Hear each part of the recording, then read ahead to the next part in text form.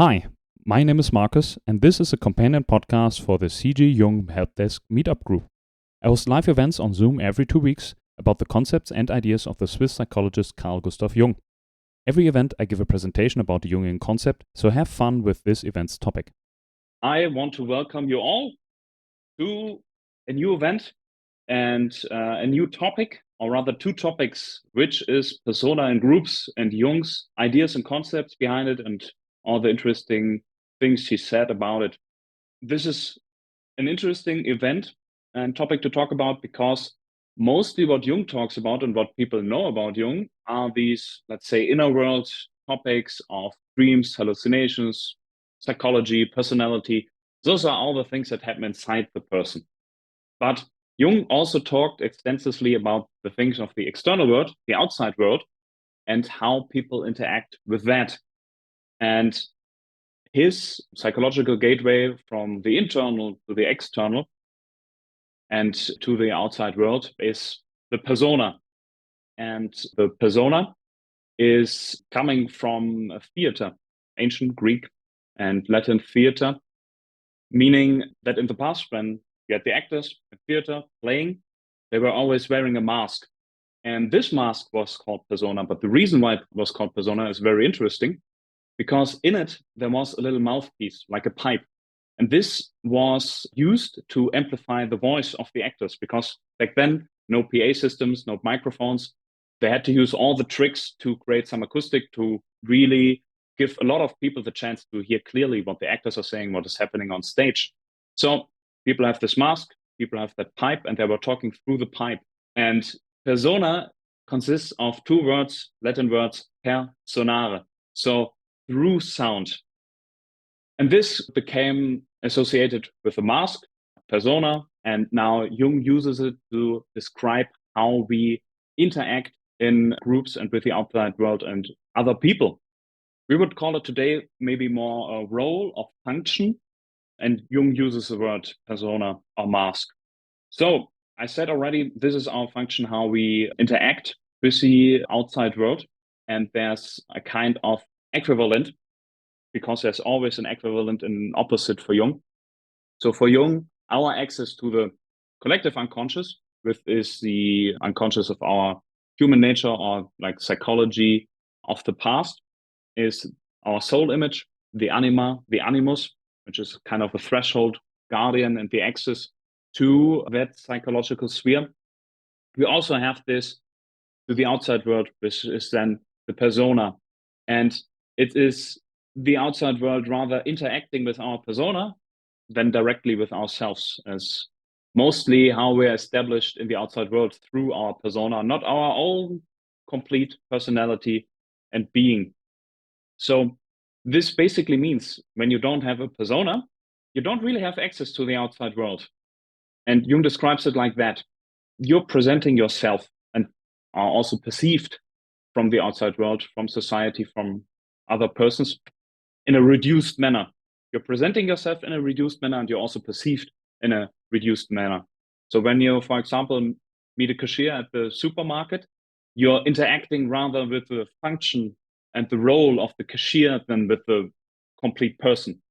And if somebody is asking you how you're doing, how are things going, very often people are so polite to not roll out all of the drama and trauma that they have and dump it on unsuspecting bystanders. But they say, it's fine, it's good. So it's rather short and concise. So it's a sign of politeness to have a persona, and it's a necessity for working together with other people in a good way, because there's a lot hiding behind the persona, but the persona makes it easy to interact with other people. So this also means when there are no people around, there's no need for a persona. So if you're alone on an island, you can do what you want, you can behave what you want. And many people do that in their own apartments. They start singing, talking to themselves. This is all this, or dancing for no reason. So this is all the behavior that you would not do in public, because people would be rather concerned what other people would think about them. So, and this would mean when you don't have a persona, that you don't really care about what other people think. So when you have, for example, people that have a mental breakdown or psychotic episode, there's also no persona. There's no way for outside people to interact with them, but they also don't have really a way to interact with other people at this very moment. So the persona is a kind of compromise between oneself as a complex individual that one is and the rather outside world, which does not have, let's say, the bandwidth, capacity, or time to interact with a complete human being with all the complexity, with all the nuances, but rather to have it condensed down to something specific. It's a little bit when you have, for example, a lake, now it's winter, and you have the cold air. Between the cold air and the lake, there will form, when temperature drops low enough, a film thin of ice. And this will kind of separate the both. And this is also how the persona forms, as just a function of individuals interacting with other people and with groups. The persona is generated all by itself through the interactions through both things. So I said people can use this persona to only talk about the good things about oneself, to impress other people. So this is, for example, LinkedIn is a perfect example. You're crafting a persona, you're saying all the things that are great about you, all the things you can do, in hopes to garner attention from a potential employer or find people or business contacts on LinkedIn. This is fostering the persona. This is the active part that one gives into there. But on the flip side, there's also the expectations of society.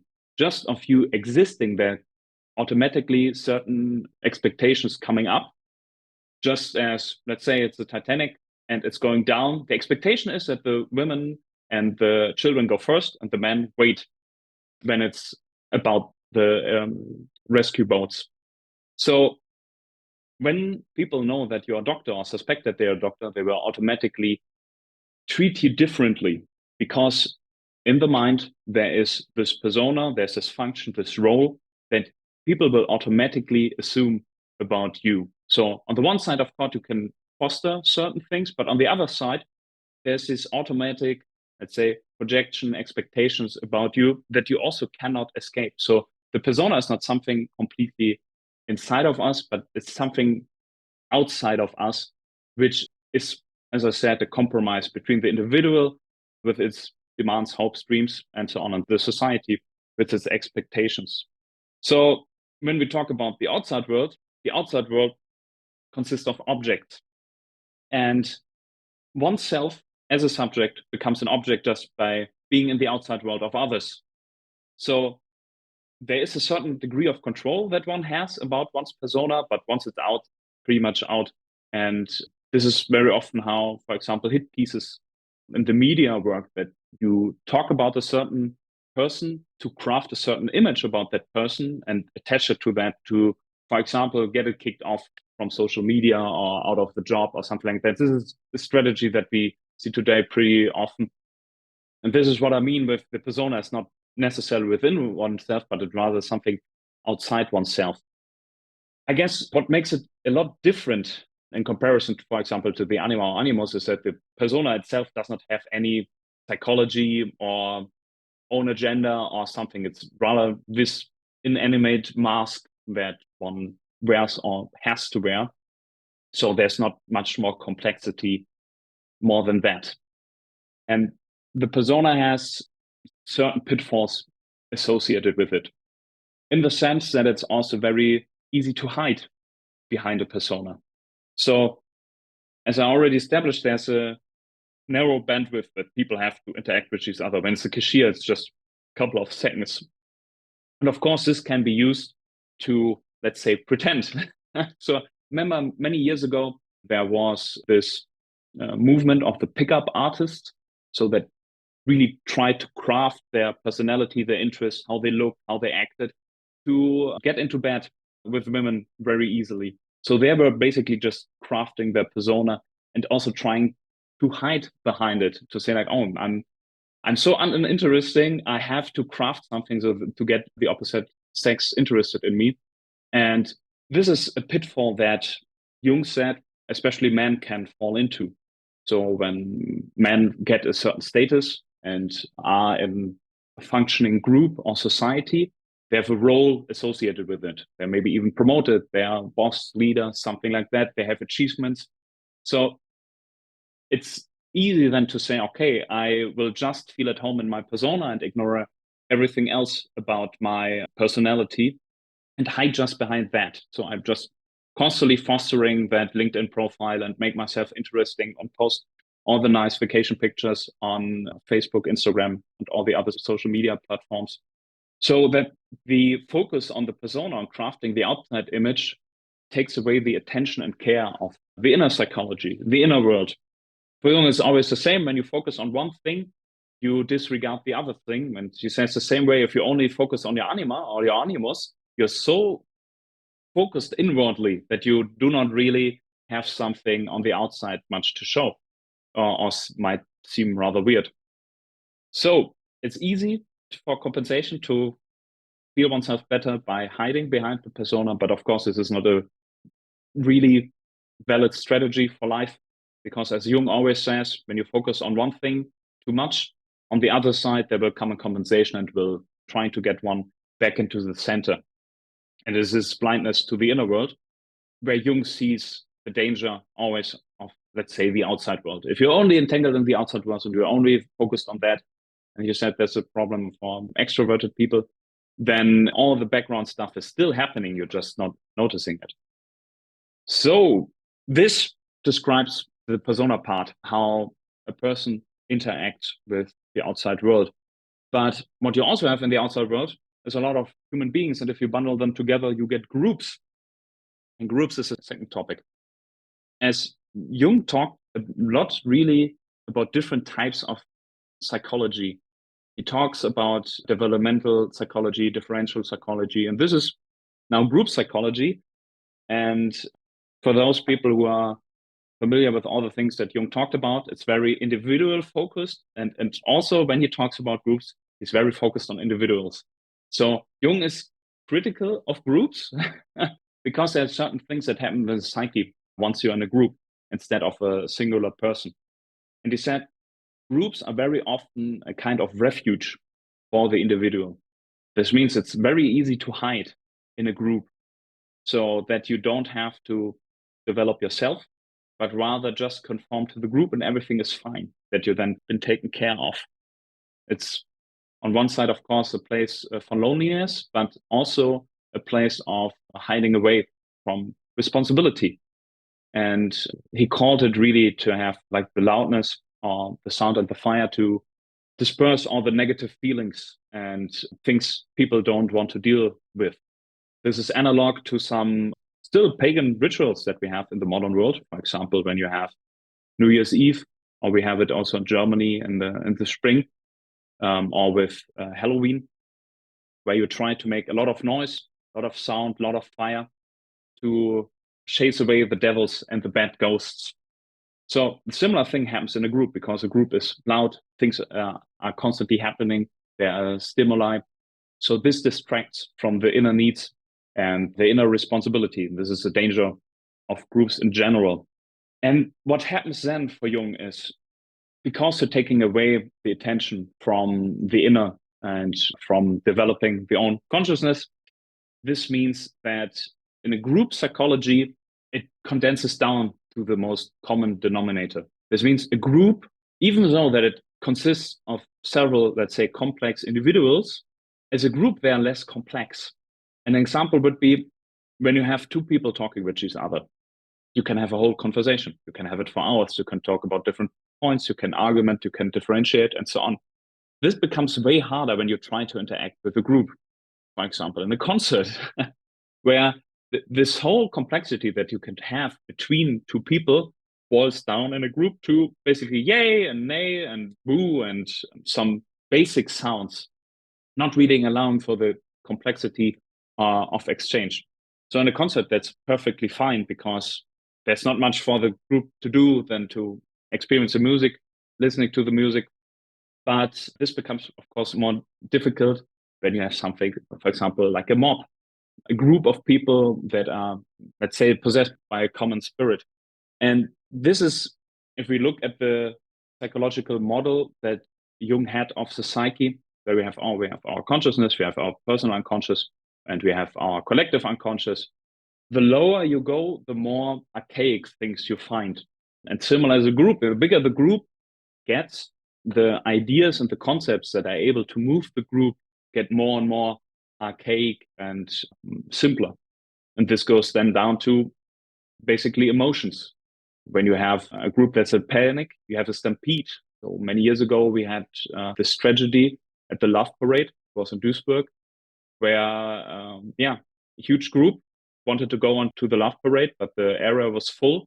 So they just closed the gate and people just accumulated, got tighter, tighter, tighter. And then they found a single staircase out. So people tried to leave through that, but the whole group saw it, started pushing, people got into panic and people died because you then have a huge herd of people getting into panic, getting into stampede. In that sense, groups are not so different from animals. Similar when you have a mob, like a riot, there's a emotion taking over people and suddenly people are starting doing things they would never do alone. Like a singular sane person would not start a riot. But if you have multiple people together, suddenly this threshold gets lower and lower. And you see that, for example, adolescent boys, let's say if they're for themselves, they might be more agreeable, might less do stupid stuff, in contrast when they're in a group where all this encouragement take place and all these dynamics come into place. But suddenly people get, let's say, braver in groups and do things they would never do on their own. So Jung really repeats this very often. You can take 100 people in group as a group, then they are pretty dumb. It's a lowering of consciousness and a lowering of complexity and all the individuality that you have for the people themselves. It all gets mushed together in a group, similar as when you have watercolors and you mix them together. In the end, everything is brown. It does not matter all the wonderful colors you had. In the end, it's one brown mass. And this has to do with how people influence each other. And this is, for Jung, unsurprisingly, in a big part unconsciously. So how do people interact? How do people influence each other? And it's very often through the unconscious. This means when I have a strong emotion right now, hatred, joy, fear, very likely this will go over to the surrounding people around me also. So this is why it's easier to laugh in a comedy club or when you see a comedy in the movie theater than when you watch it at home. It's infectious to have emotions and affects that they go then to other people and infect them and bringing them to the same level. And the bigger the group, the stronger this chain reaction gets and the more it just sways people and drives it up into a frenzy. And Jung has a certain word for that when things are there in the unconscious of the individual, and he calls that constellating. This means something in the person is activated, like an emotion or also an archetype. This means there are these background patterns of behavior somewhere deep in the psyche, in the collective unconscious. It's instincts, it's emotions, it's archetypes. And when the situation is right, they are brought forth. So this is why religious experiences can be way more fun when you do it with other people, right? Or a music concert is just completely different, or a sports event. Yes, you can watch it at home, or you can even watch it in a bar. It's already way better than watching it alone. And when you're in the stadium, you have the sound and the smell and everything, and this huge group of people experiences the same thing at the same time. It's intoxicating. It sways people away, and people travel. People take time off work. They pay a lot of money. They travel all over the world just to have then this experience with others to get swayed away. And this he calls constellation and has certain contents constellated. So for Jung, the unconscious consists already of autonomous psychic forces, but our unconscious is very similar to unconscious of other people. So what affects me also likely affects other people pretty easily when it's on a low enough level. So another point why, let's say, conscious level of groups goes lower when you get more and more people. Another disadvantage, and I mentioned it before, the slow bandwidth to communicate with a group, to get talk to them, but also to get feedback. At that point, he said that's also why it's not possible to preach to groups or to educate groups, That's not really possible. If that had been possible, it would have happened already thousands or 10,000 of years ago. It comes always back to the individual being part of the group. So while you can't talk to a group, you can talk to an individual in the group, and you can interact with them and further them in their development. So he sees that really as a key thing in context of groups. When you want to have a functioning group, you need functioning individuals that take responsibility and take care of themselves, and ideally are not swept by the emotion and all the constellated contents that are in the collective unconscious of the group, since every group also has a kind of group unconscious that can potentially wreak havoc. So when he said the individual can be moral, the group cannot really be until the individuals in the group are moral. The individuals can achieve something in the group, but if you want to group something to achieve, you need more of that. So he really saw groups as a potential breeding ground for evil, because all these archaic things can come up in a archaic, undifferentiated, unsophisticated manner. So development is talking to people directly, singular people, fostering the relationships. In the same way as it can be negative, that people are influenced negatively through these emotions, they can also be influenced positively. He noticed that how people influence each other. He uses this term very often used in hunter-gatherer societies called mana. There's a certain charisma about somebody.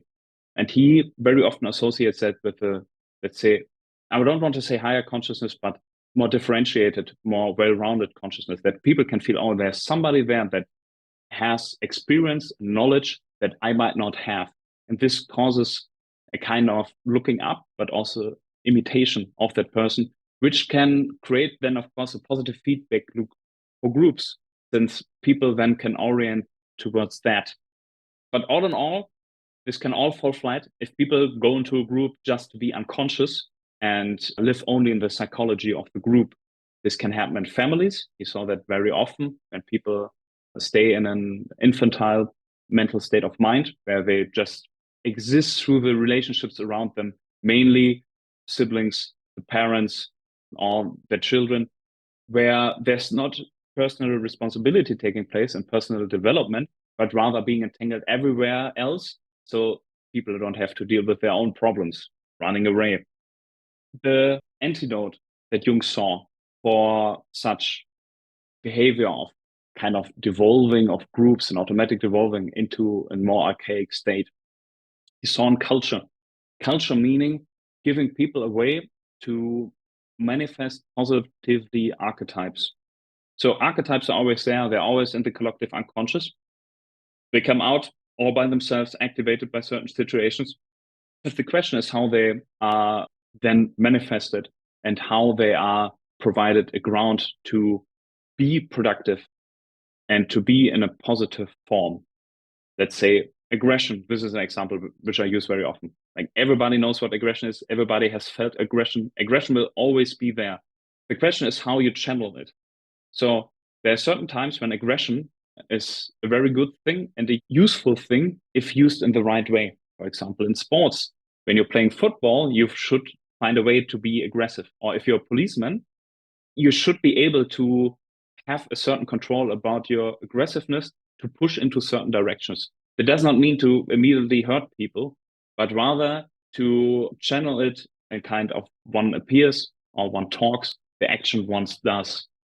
And this is similar with the archetypes. So these are ancient. These are always been with humanity, because it's situations that happen so often that they become part of a priori human psychology when a new human is born, but they can manifest in different ways. And for Jung is culture, or let's say cultural experience, the treasure trove of a society as on how to manifest archetypal behavior in a good and positive manner.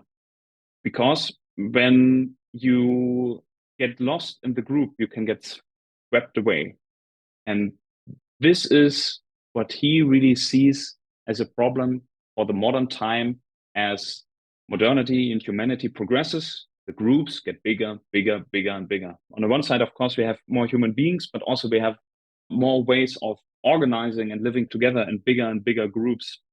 So he saw the problem of the 20th century really of big groups and states that are millions and millions of people, where just the individual completely disappears, and where people then get swept away by ancient archaic ideas or emotions that manifest themselves in isms. So Jung was against all the isms, fascism, communism, all different ways where it's that, okay, there's an idea-driven group behavior. He even says that, it's a famous quote, that people don't have ideas, but ideas have people. It's then really that an idea takes over the psychology of a group, and then, of course, the individuals, and brings them up into a frenzy. And he saw that. He saw that with the First World War, with the Second World War. The tone immediately became different once it became clear that there would be a war. And suddenly people were doing things that they otherwise would have not done. But it's then all the group pressure happening in the background, which does not have to be orchestrated by someone by necessity, but it's something that is just an inherent quality of groups. And he was even approached by the Nazis before the Second World War. He was invited to watch those rallies, and the head guy came to him and asked, yeah, it's very impressive, but what does it mean? Like, not even the head guy knew really what was happening there. It's just that people wanted to really to do this, to have these rallies with fire and formations and with the banners and the swastika and all these things. This was for Jung a sign that there's happening something to the German people at that time that they also could not really quantify or could not really articulate what was happening, but it was happening to them. So, of course, this can be negatively influenced by people who really set out to instill certain ideas in groups, but that does not necessarily mean just because a group does something that there's somebody who consciously did all these things, but rather it's a huge unconscious group doing something by basically design. So there's a huge relationship between the problems of an individual and the problem of the group. So while it sounds like, okay, you have a group, the individual is not important, the problem of the individual becomes the problem of the group, similar as the problem of the individual reflects the problem of the times that the individual lives in. So in the same way, to, let's say, heal the group is necessary to help the individual and foster the individual through direct relationships, to then in turn create a positive feedback loop in groups. This might have sounded all very negative in context of groups. Jung says there are, of course, huge benefits and there's a necessity about it. But he always feared, because he also saw that people might take the easy way out to personal problems, that they get entangled with the wrong things, not dealing with the own problem that they have, but rather to find a kind of other outlet to distract themselves, to not pay attention to the things that are painful to pay attention with. One's individual shadow, or even the shadow of a society, the things that a society does not want to deal with. But then in turn is, of course, wieder something that is very likely a problem of the individual. It's a back and forth relationship. So yeah, Jung's view on modernity was negative because of the big rooms and the big states and the big governments and the big companies. And this is the view from basically 100 years ago. It's become way more extreme. Today, we have now even bigger groups and even more people under one umbrella, where the individuality, he fears, is diminished to a large point. Because he says, when you have a state or you have a government, it's only interested in, let's say, citizens. It's more interested in the mass and the personas, that people fulfill a certain function, but not really interested in the individual. So he says, on the one side, you have nature, which is also kind of unforgiving and does not care about the individual. And then you have society, the states, the governments, that also might not be interested in fostering the individual with the individual problems, but rather concerned with the creation of a mass man because that's what he saw. He saw this completely and experience change into modernity, industrializations, huge mass fabrications of things and binding together of people. And so here he saw the main problem of modernity, that it's not necessarily the lack of material goods or safety or security. So all the things that were of a problem in the past, he said, the problems of today are rather psychological in nature. And it's rather these psychic epidemics, as he called them, that would sweep away huge groups and bring them to do horrible things like the fascists did and the communists did. And this is the greatest danger of humanity at that time. And he was especially unhappy with, let's say, the trust in government and the, let's say, relationship of what's expected. He said like the people are the government, but at the same time, they are expecting from the state and the government all these things that they're not necessarily might be able to do themselves.